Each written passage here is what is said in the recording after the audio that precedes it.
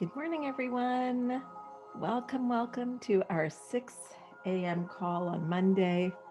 Honestly, how I look forward to Mondays. Oh gosh, let me just turn this off. I turned it louder. I try to turn it down before it's not such a sharp off with the music. But yeah, do you guys look forward to Mondays? Do you look forward to setting your alarm after the weekend to be back on these calls? And it's okay if you don't. Every answer is perfect and the right one. Maybe for you, it's not quite Monday, but it's Tuesday by the time you've done Monday. I have to say, I really do. I'm like, I just, yeah, I really do enjoy. I'm like, okay, we're back. We're back. I love it. Um, what did I want to share with you? Yeah, there was so much I wanted to actually share with you today to build on what we were talking about. Make sure that if you have your goal, that you've got that front and center and that you're listening to this call almost like through that goal. So when you hear things and maybe you're not taking notes, maybe you are, but when you hear things, you're hearing it for your goal in a way.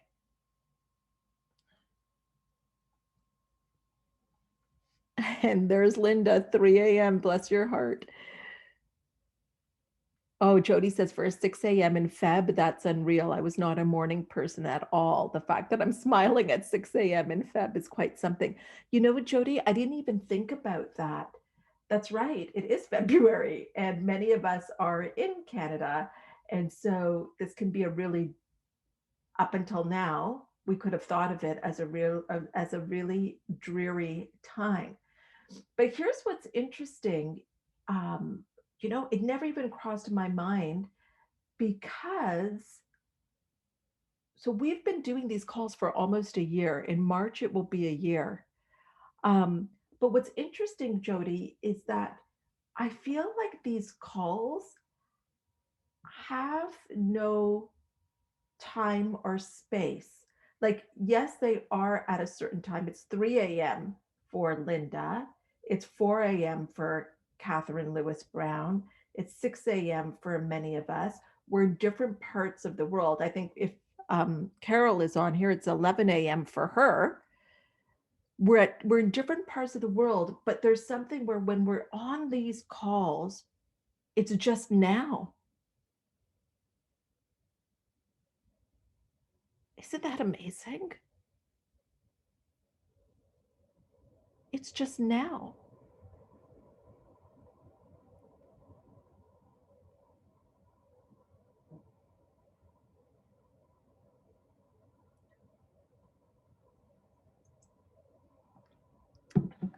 So, yeah, like for Carol, it's 11 a.m. and the sun is shining.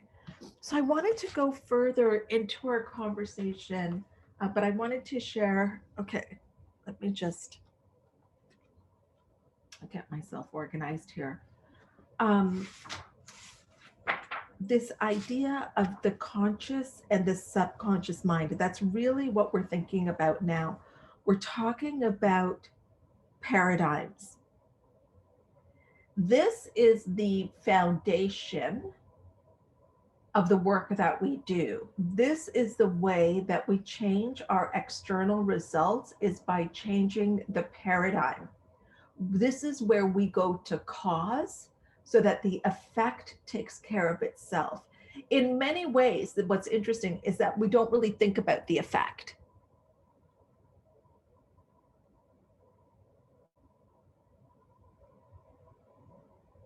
In many ways, because we're so focused on cause. So on in lesson 3 in your Thinking into Results book, it says on the top, Earl Nightingale says, whatever we plant into our subconscious mind and nourish with repetition and emotion will one day become a reality. So I want you to underline, if you are underline your book, and emotion. So this is why we build a picture of what does it mean to reach that goal. So when you guys look at that goal that you wrote down, do you have emotion? Does that goal bring up emotion for you? And if it does not, that's okay, but that's what we want to build, because it's the emotion that then brings it into reality. So part of cause is emotion. So how you build emotion will be different for every person. For me, when I first started this work, I got really into it, and I still do, I would say, predominantly, is in writing it. But I would write out a scene. I would write how I was living. I would write how I was showing up. Um, so writing the goal and then writing me as a person that has that goal. That really got me going. Oh my gosh, I really felt the emotion when I would do that. Later on, it would come to visualizing it as well. Those are probably the two most common ways.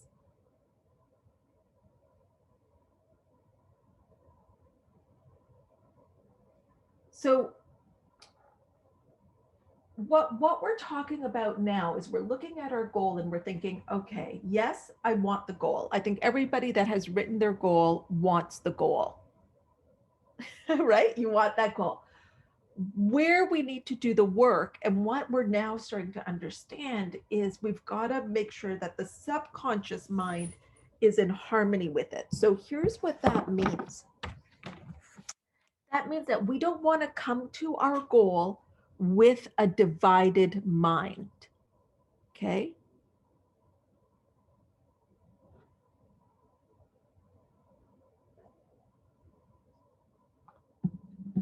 We don't want to come to our goal with a divided mind.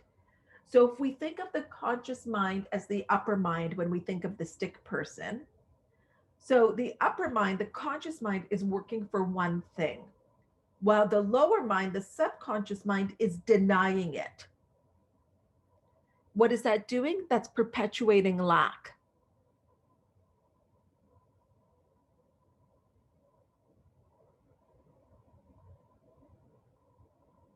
So let me say that again. People come to things like their goals with a divided mind. The conscious mind is working for one thing, is working for that goal that you guys put down, but the subconscious mind is denying it. And so when the subconscious mind is denying it, it's perpetuating a lack.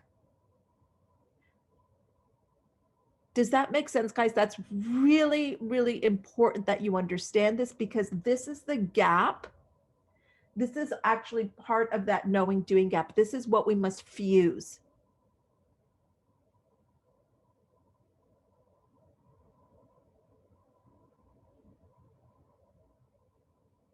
Yeah, I'll say it again. Um, People come to things with a divided mind. The conscious mind is working for the thing. So for your goal, the subconscious mind is denying it. And that perpetuates a lack. So, Greg, what that looks like is that consciously, so let's say trying to raise a round or raising funding. Consciously, you're like, yeah, we can do that. These investors are going to love it. But subconsciously, you've got doubt and worry and fear, and you're bringing up things like from the past, well, in the past, and then the external environment, the pandemic, and things like that. So now with your goal, you have a divided mind.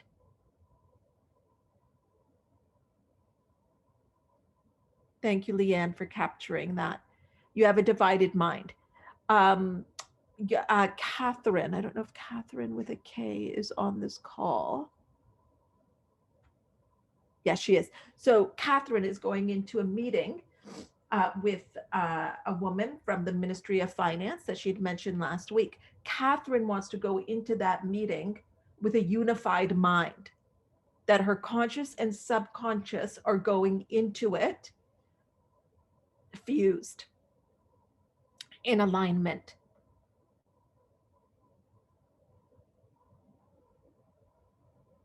Because here's what happens when we have a divided mind to our goal, then the mind is divided against itself.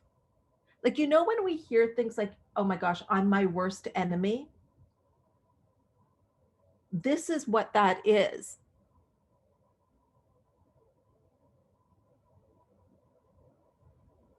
That's right. Tia, that is exactly it. Tia says that's the hardest part, to get the subconscious to speak your conscious mind's language. It's a tug of war for sure.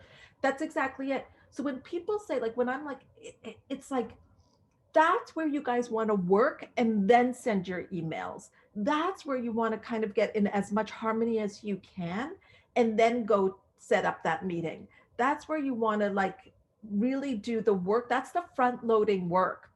That is what, when you get that together, everything does become easier. You're in flow. So Laura's saying, how do we align them?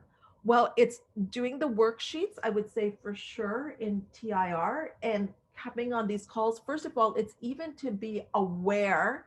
So many people, Laura, are not even aware that their mind is divided against itself. So that's why we do this work, and we look at, like, what are our non-productive activities? What are productive activities? What are not productive thoughts? What are the productive thoughts? What is the paradigm of the person that has this goal? Because here's what happens.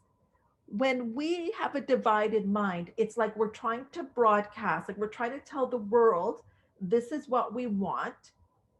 It's like a broadcast with static.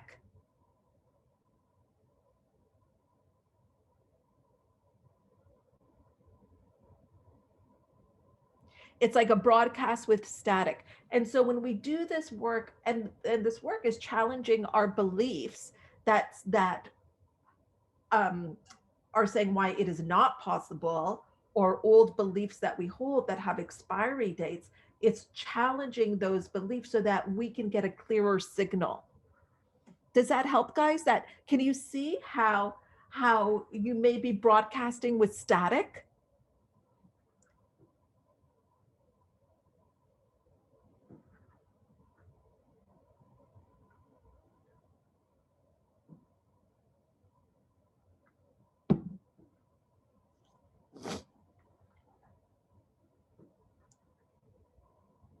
Yeah, Melanie, perfect, perfect, perfect. And Melanie says it's like pressing the gas and brakes at the same time.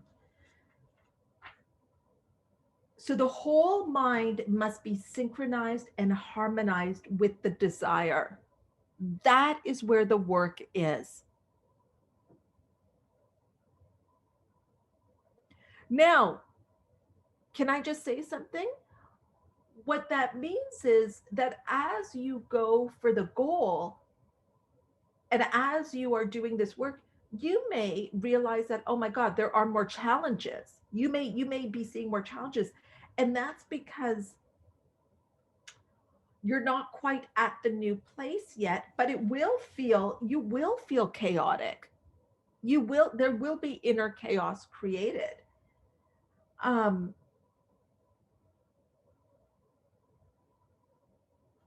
and that's because the reason the chaos is created is because we are trying to hold on to the old while we are demonstrating the new.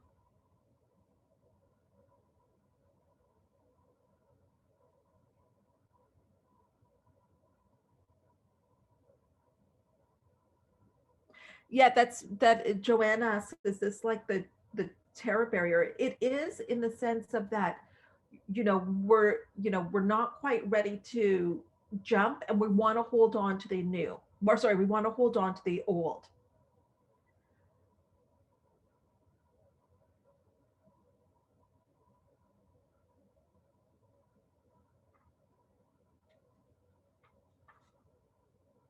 You must let go of the old to do the new. You have to.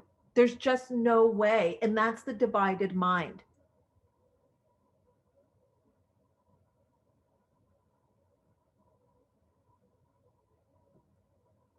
If you're going to go for something higher, you've got to let go of something lower.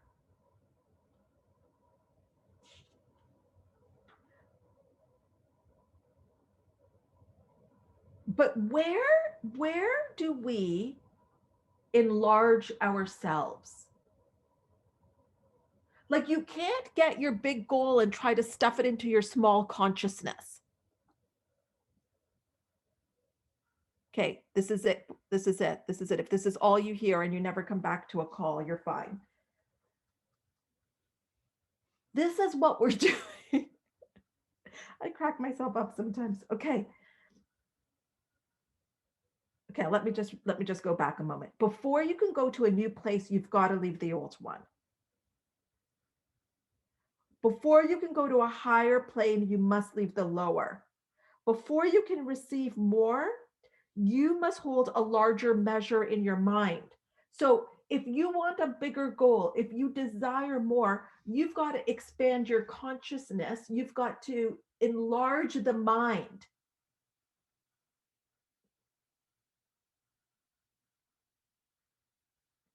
To be receptive to it.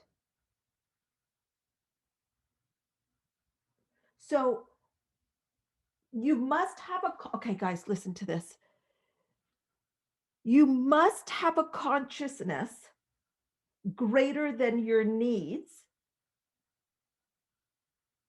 So you must not only have a consciousness greater than your needs, but you must have the equivalent in your mind.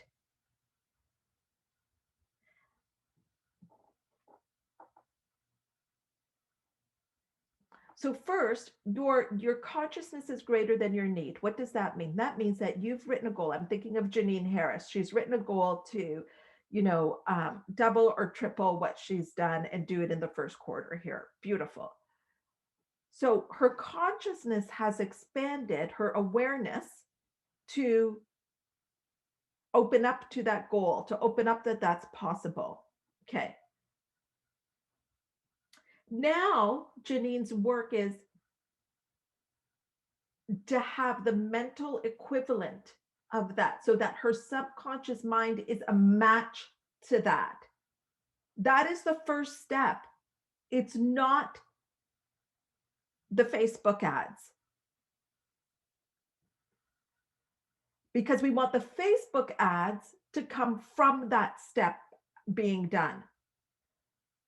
So the step is to provide, like, you've got to provide a place, and the place that you provided in first is your mind to be receptive for the good that you desire. Catherine, consciousness and subconsciousness they're both your mind.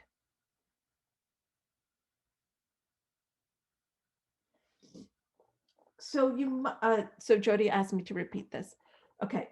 So you must not only have a consciousness greater than your needs. So you guys are conscious that there's a goal that you want that is greater than where you are in the physical right now. I love that.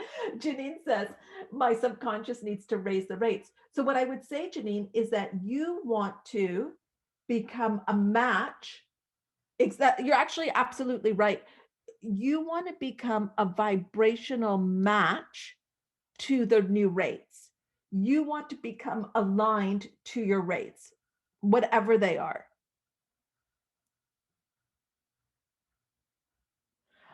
No, so Marina's asking, do we expand the conscious mind only or also subconscious? Both. So you expand your conscious mind in the fact that you're like, yeah, I desire these things. I would love to create this. This would be fun. And then you expand the subconscious mind to be in harmony with that, to be able to receive it and see it and feel good about it and feel worthy of it and know it and claim it. If it's just in the conscious mind, it will not happen.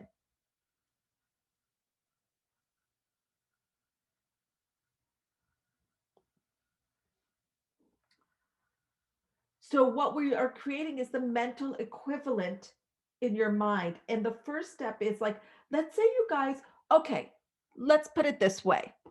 Let's say you were having a party. Oh my God, I told the boys, I said to the boys, because my neighbor had said, because Paul and I this year we celebrated our 26th, and my neighbor had sent a note saying, Happy anniversary. I remember when you celebrated. I remember that 7-year itch party that you guys had.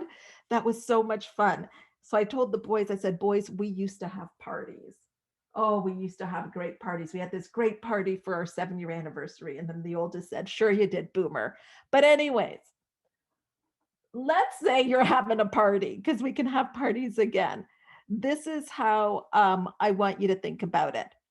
So you're having a party and you're expecting more people that are that normally are in your house, right? You would make sure that you had enough chairs for those people. You might organize your backyard to be able to take some of the overflow. If it's a beautiful evening, you may make it an outdoor indoor party. You would make sure that there was enough food for who you were expecting to come, enough drink. You would prepare your place. You would make your place larger to accommodate. And what I mean, and I'm not saying you're knocking down walls, you would, like I said, use other rooms. You would rearrange the furniture to be able to accommodate more people. You may push some chairs to the walls. You may, open up a table so you can just put all the food on a table. Is this making sense, guys? Because this is really big. This is going to help you understand it. This is how you are making space for the good to come to you, for yourself to have the party. So, what I'm saying is that you've got to do this on the mental equivalent. You've got to do this in the mind. Prepare, be receptive to the good. So, you don't prepare a party and put out the invites, and people are coming, and then they knock on the door, and you're like, no, no, you're not coming. Or you don't prepare the party and put out invites and say, yep, this is the party, and expect, 10 times the people that are normally in your house and don't prepare for it. Have your house look exactly the same with whatever's in the fridge.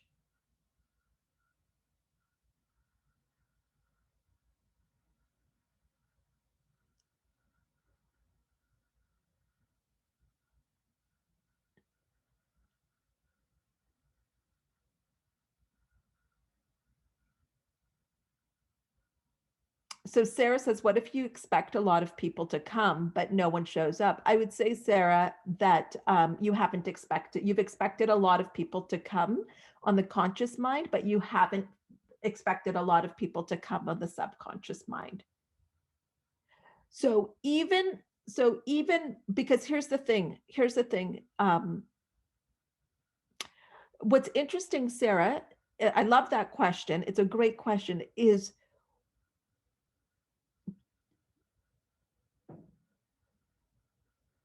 that is a possibility. Like so we're thinking of this analogy, and Sarah, your mind goes to, okay, but what if you do this and nobody shows up? Yeah, you could have invited the wrong people, but what is more interesting is actually underneath that. What is more interesting is the question is interesting. The question is interesting.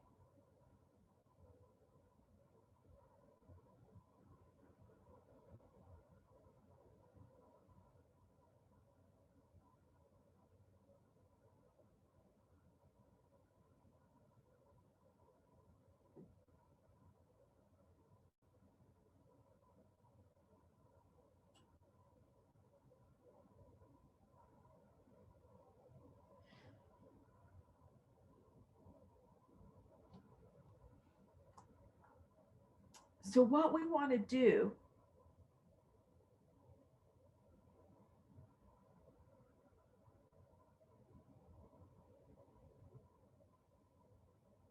and okay, actually, let me just say something to Sarah's point there.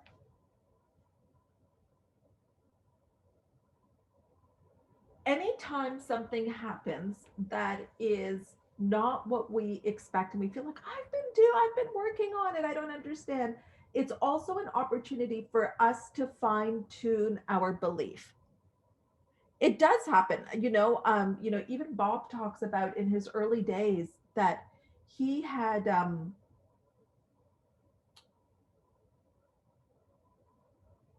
rented, they had some success with some of their live events. So this is like many years ago. So they rented an even bigger, like a stadium, oh, not a stadium, but a big theater, a theater, to do an event. And six people came and they didn't even come all together. So they were sitting in separate, like, oh, kind of scattered in this theater. And Bob wanted to run. He was like, oh God. But he went and he gave the presentation as if it was full. So everything is for our growth and everything is for learning. So even if you did prepare and nobody came, it's for your learning and for your growth. That's where you want to get your mind to.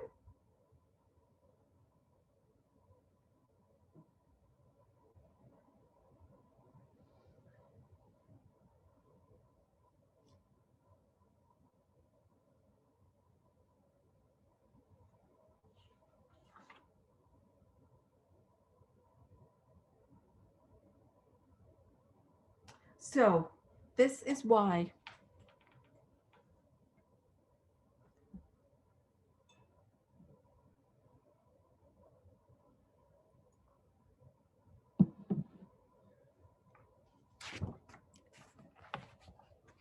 understanding our paradigms is so important. So in the key points, how we are for time. In the key points, paradigm is a term used to describe a mass of information that is programmed into an individual's subconscious mind.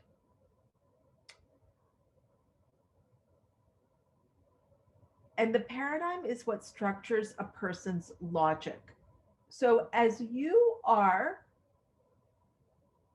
what the paradigm does is that it pokes holes in your goals because it wants to live. And like I said, you will have to let go of some beliefs in order to get to the next level that you want to get to. So it pokes holes in logic, or sorry, the paradigm is a person's logic. So what that means is it will try to logically, using logic, talk you out of doing the very thing that you want to do because it's a departure.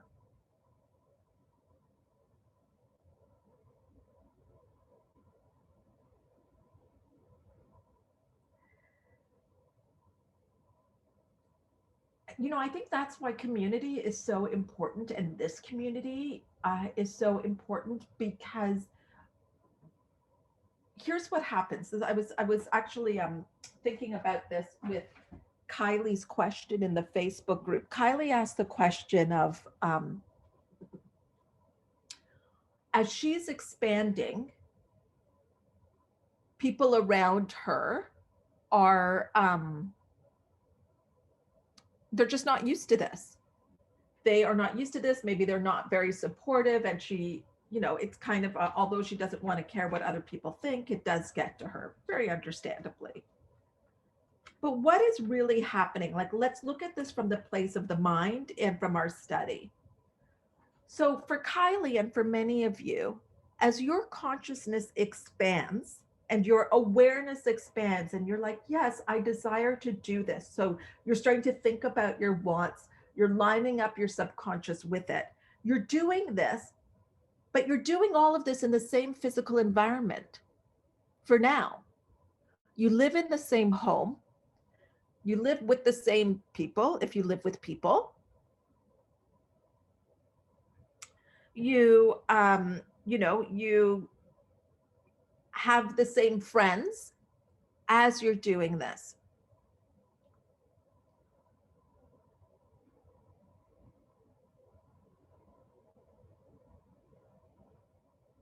So that hasn't changed. So that hasn't changed, but your consciousness and awareness has changed. Now, what we know is that as you get emotionally involved in your goal, it changes your vibratory state. And so now you're humming, you're on a different frequency, but you're still, it's like you're in the same car, but you've just changed the radio station.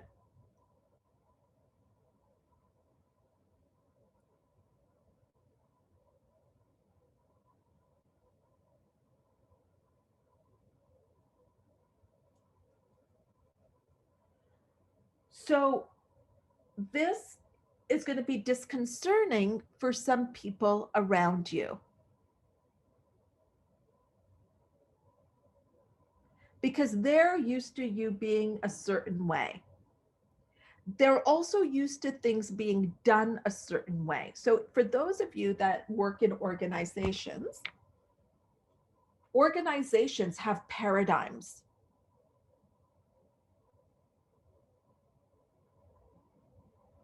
Companies have paradigms. Coming from a psychotherapy background, there was a paradigm in how psychotherapy could be effective in person, um, one-on-one meeting every week. Like that is a belief in that industry.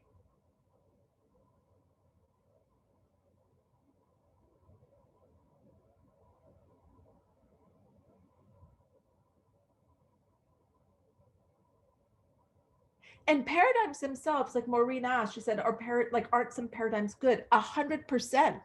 Paradigms are neutral. It is just, so we want to create a new paradigm that's in support of our goal.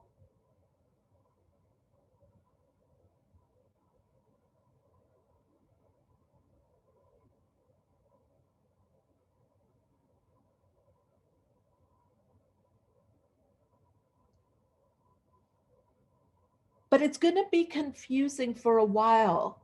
But out of all confusion comes order.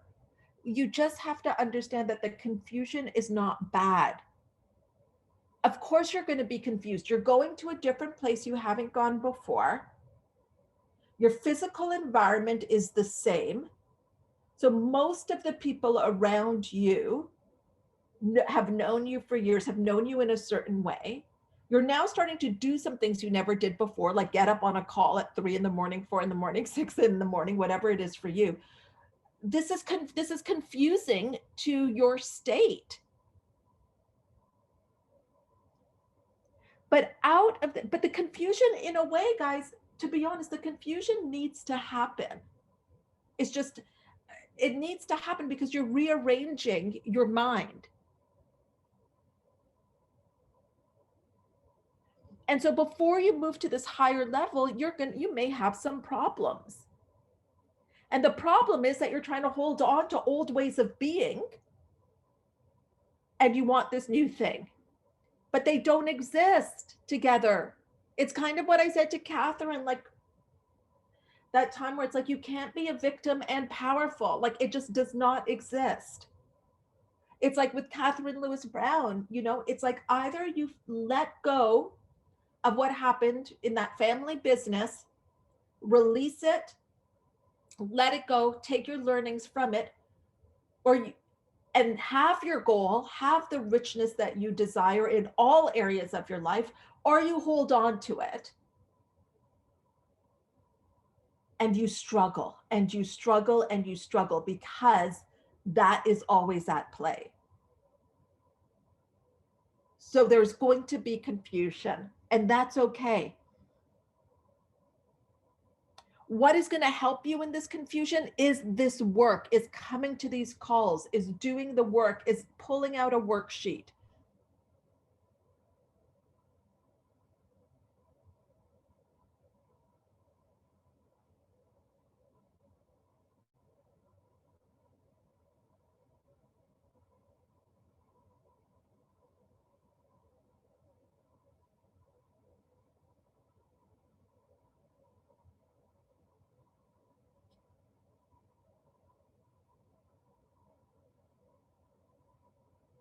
Okay, beautiful. Glenna's made a decision, March 19th. She's doing an event. Amazing.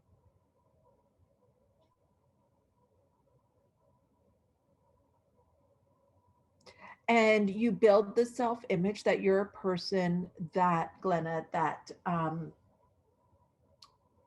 does what she says she's going to do. So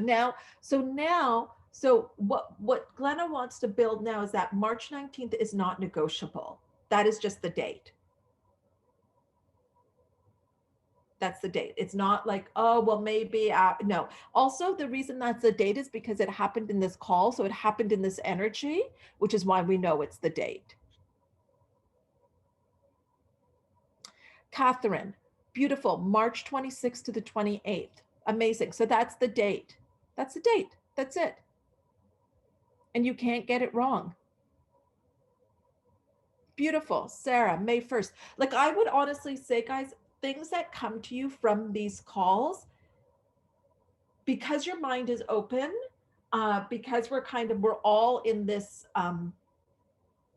place of receiving and being open. If you get ideas, like even for you, Janine, if you get ideas on your pricing, or you want to, or your offerings, maybe there's something new you want to offer, Janine, that you haven't done, or something that you've done before that you want to bring back in a new way. If it comes to you from these calls, please act on it.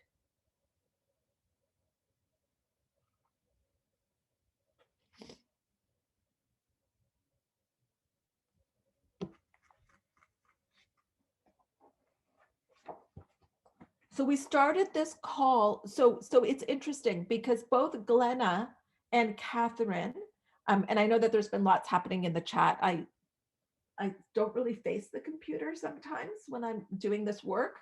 And so let me just say something on that. The chat can be a lot. It can move really quickly. And for some of you, it can be a distraction. Um, so you are more than welcome to just, you don't have to keep up with the chat. If there's something that I see, I will bring it in, um, if that happens. So you can always turn off the chat, close the chat in these mornings if you feel it interferes. So just for you to know that. Um, okay, beautiful. Jermaine is launching her program February 15th. I love it. So here's an example of a unified mind now. Glenna, Jermaine, Catherine, and I'm sure others on this call, that you guys are making decisions, but you're making the decision from the place of the desire. So it's unified, it's in alignment. Now, the part after this call is not to talk yourself out of the decision.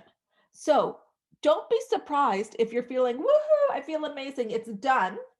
And for some of you, not for all of you, but there could be a possibility that the call ends and by 8 a.m. or a couple hours later, you're like, oh, but you know what? Now that I look at that date, maybe it wasn't the best date. That's when you have to remind yourself. So this is the work now, guys. I'm giving you exactly what you need to do to get through this. The work now is when that comes up is to say, no, that came to me as an intuition. I follow my intuition. And I know I can't get it wrong. Everything is for my growth. Just keep repeating that to drown it out. No, everything is for my growth. That came from my intuition. I trust my intuitive nudge. And I know that whatever needs to happen is going to happen. That's what you have to build up now. When those doubts start to come up of your date and should you've done it and blah, blah, blah, blah, blah.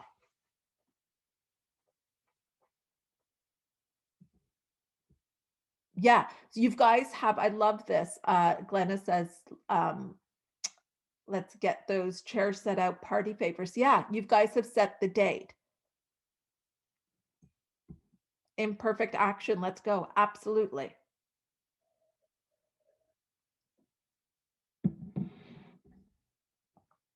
All right. This,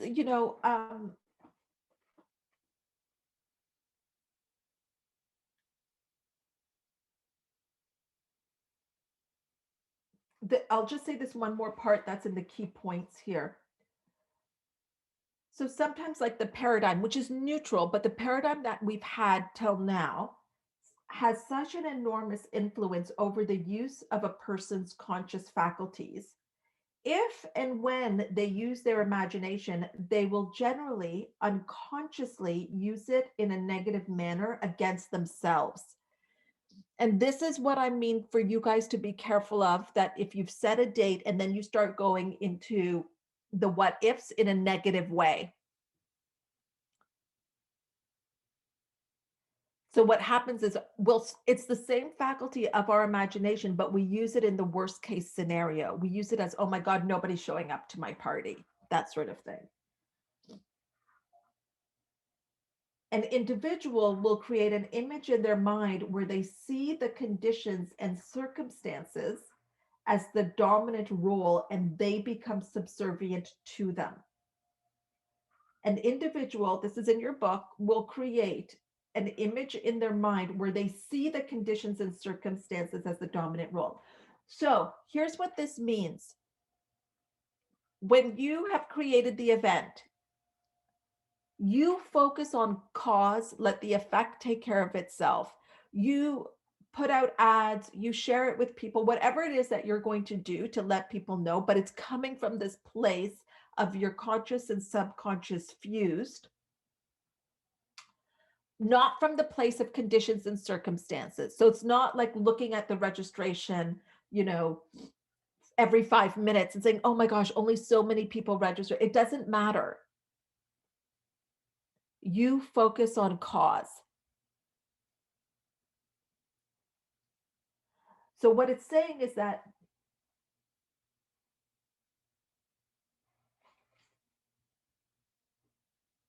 we don't want to, as you guys are creating your launches and doing the work that you're doing, you don't want to become subservient to the conditions. You don't want to let the conditions control you.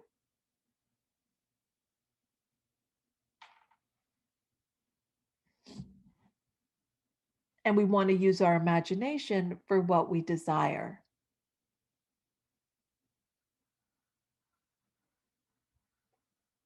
It's kind of like, let's say your child was supposed to come home at a certain time and they're running late. And in that time before they come in, all of the worst case scenarios go through your mind.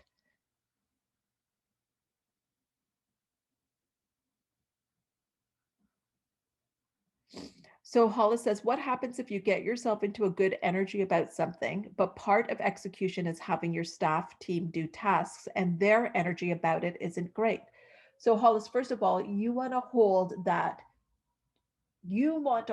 belief that this is what you want to do. Here it is, Hollis. You're going to hold the belief that your staff and team have amazing energy and are excited about this. You hold that belief and then you take any action that comes from that place. So that could be like you have an idea of, you know what? I should speak to so and so because everybody kind of rallies around that person. That person has influence. I'm going to have a coffee with them today. But it's coming from the place of seeing them buy in.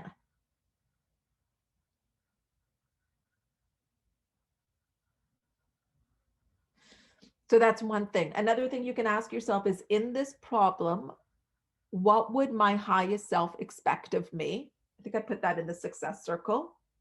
So there's different things you can do, but you want to first condition your mind to be in the favorable state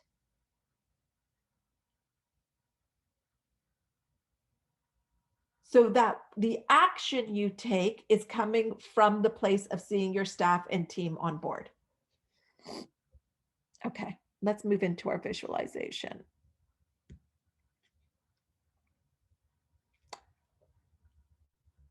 Like, you guys really are amazing. Like 80 plus people, 84 people on this call that have just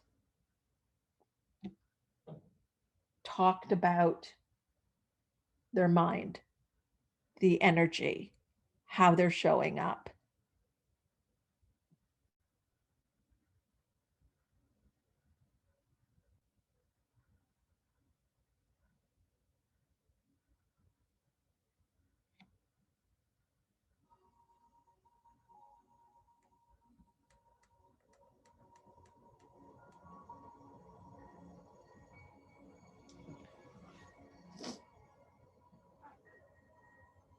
Yes, he says, can't wait to party with all of you. Oh my gosh, guys. Now, I was talking to Barb the other day, and it was just like, oh, yeah, can't wait to see everybody in person. It will happen.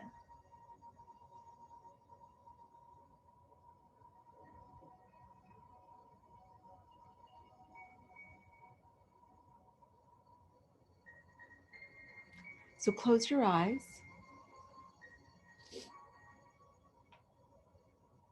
Oh, and just feel yourself. You are so supported. You're supported on the couch, the bed, the chair. Like you can fully let go.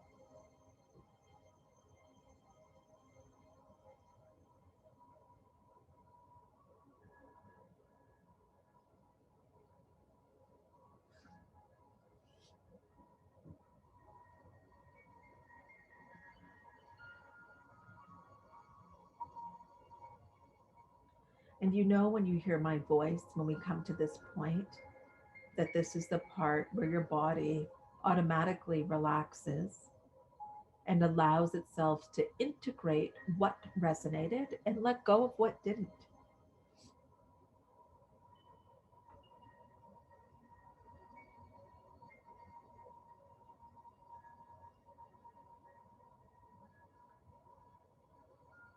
Each time we show up to these calls, we are just undoing any kinks in the hose, so to speak, to allow energy, our thoughts, our desires to flow.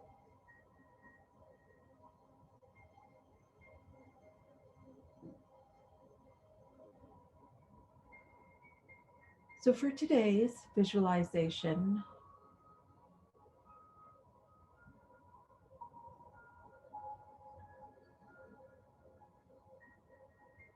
simply just feel yourself in flow. Feel ease in your body. What does that feel like for you when things are easy? Feel expansive.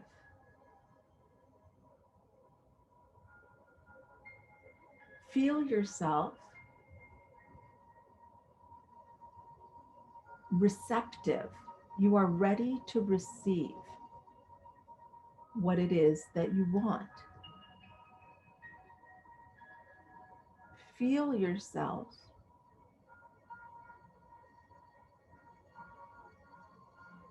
expecting, and knowing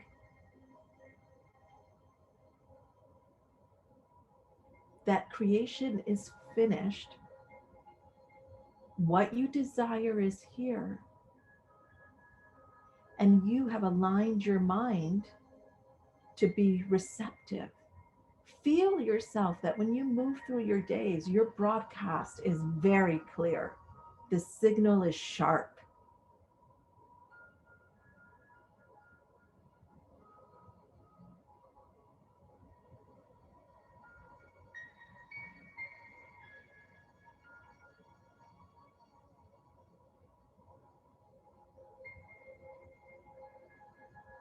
And that's what you're available for today. Today, for today, you will move on any insights, intuition, nudges that came to you from this call, and you're not going to question it. You're moving on it. You're going to take the next step now that the dates have been set, the idea of who you need to reach out to, a way that you want to be. Now you ask yourself, what is my next step? And just see what comes up for you.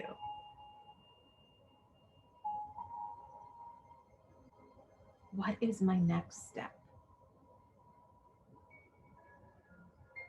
Allow yourself to hear the answer.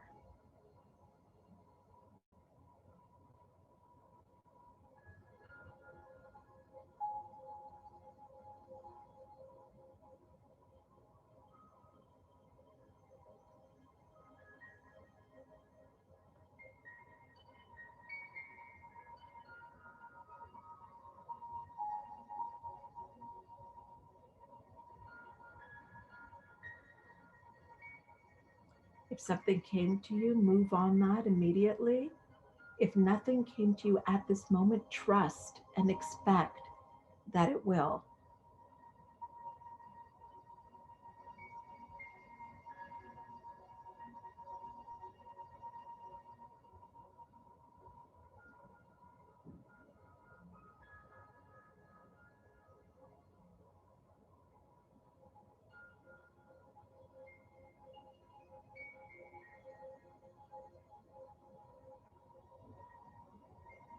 Stay here as long as you want.